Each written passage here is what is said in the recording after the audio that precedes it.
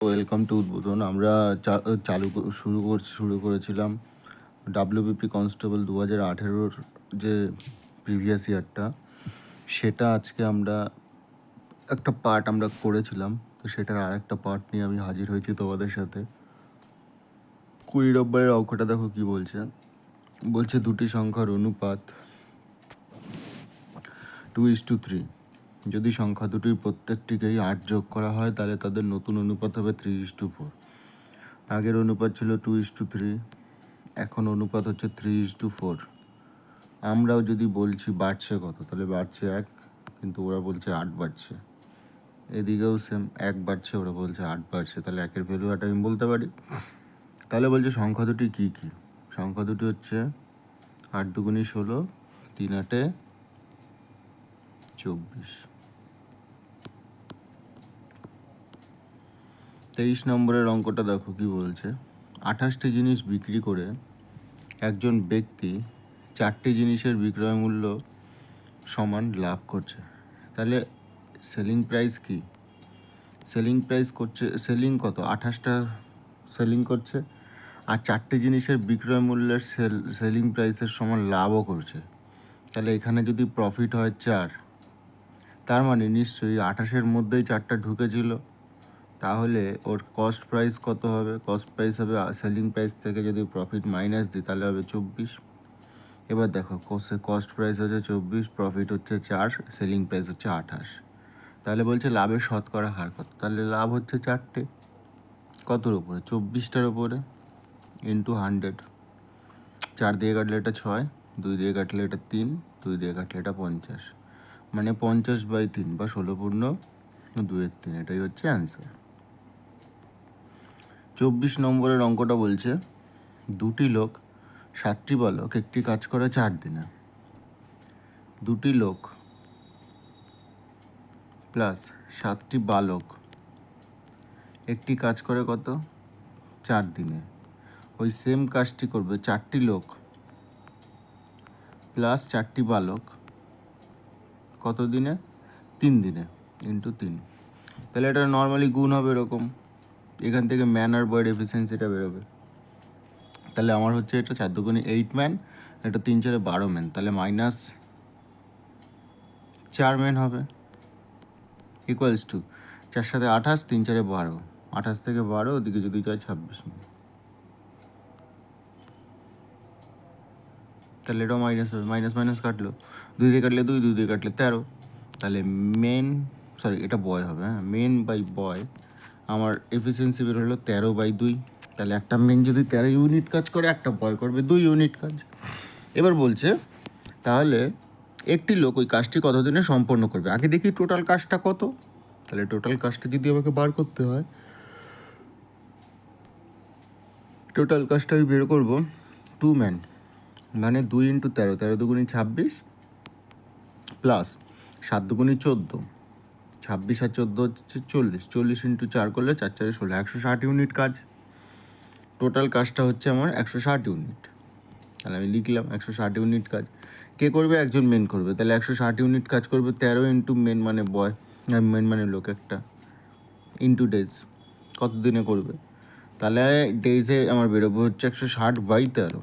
এই হচ্ছে অপশান, এইরকম আসতে হবে। তাই এরকম নেই এখানে, তো তার জন্য এটা অ্যান্সারটা একটু ভুলভাল আছে।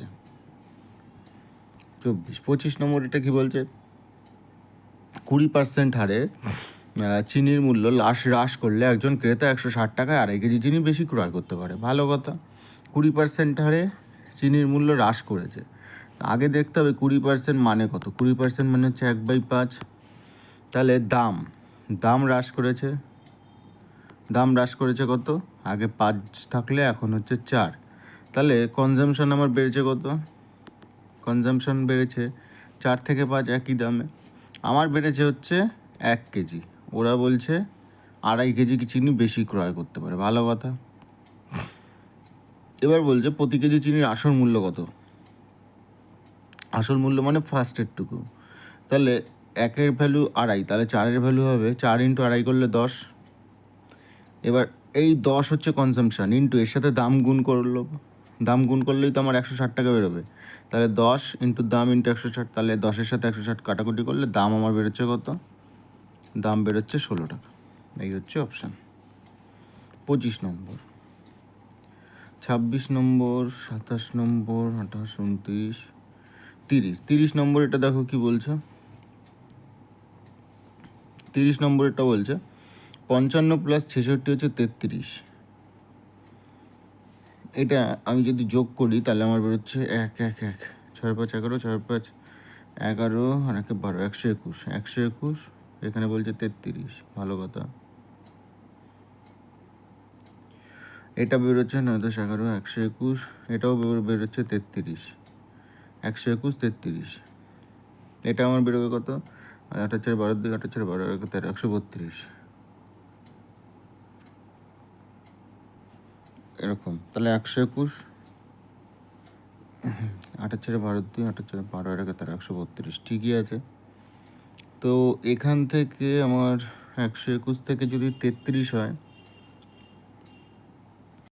হ্যাঁ, তো এখান থেকে 33 হচ্ছে। দেখো 121 যদি করি 11 দিয়ে ভাগ করি তাহলে এটা হচ্ছে 11 11 ইন্টু 3। এটাও সেম 11 দিয়ে ভাগ করলে 11 ইন্টু 3।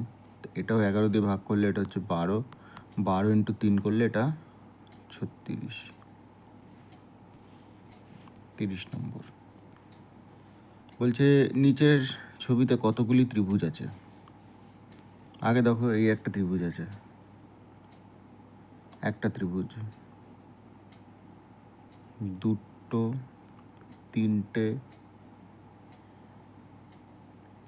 চারটে, চারটে, পাঁচটা, ছটা, সাতটা। ভালো কথা। এবার বড় বড়গুলো দেখতে হবে। 7টা,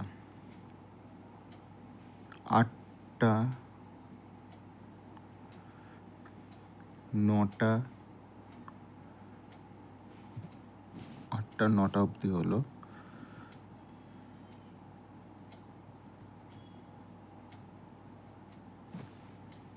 10 নম্বর বড়টা, 10টা,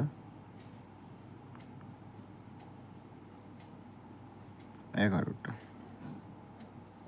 তো 11টা ত্রিভুজ আমার কাছে আছে, এই অপশন। এরোপ্লেন যদি ককপিট হয়, এরোপ্লেনের সামনেরটুকু যে এখানটা থাকে তা সেটাকে বলা হয় ককপিট। তাহলে শিপের যে জায়গাটাকে থাকে সেটাকে বলে ডেক। ঠিক আছে, একদম সামনে।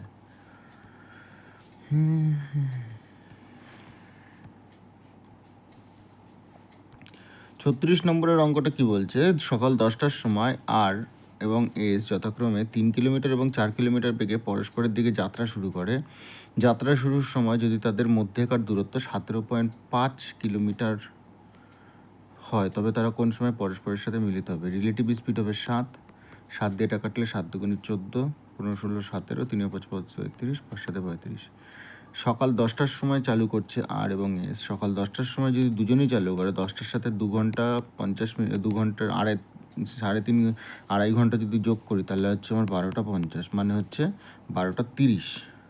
মানে আড়াই ঘন্টা যোগ করলে 12টা 30। রিলেটিভ স্পিড যেহেতু যোগ হবে।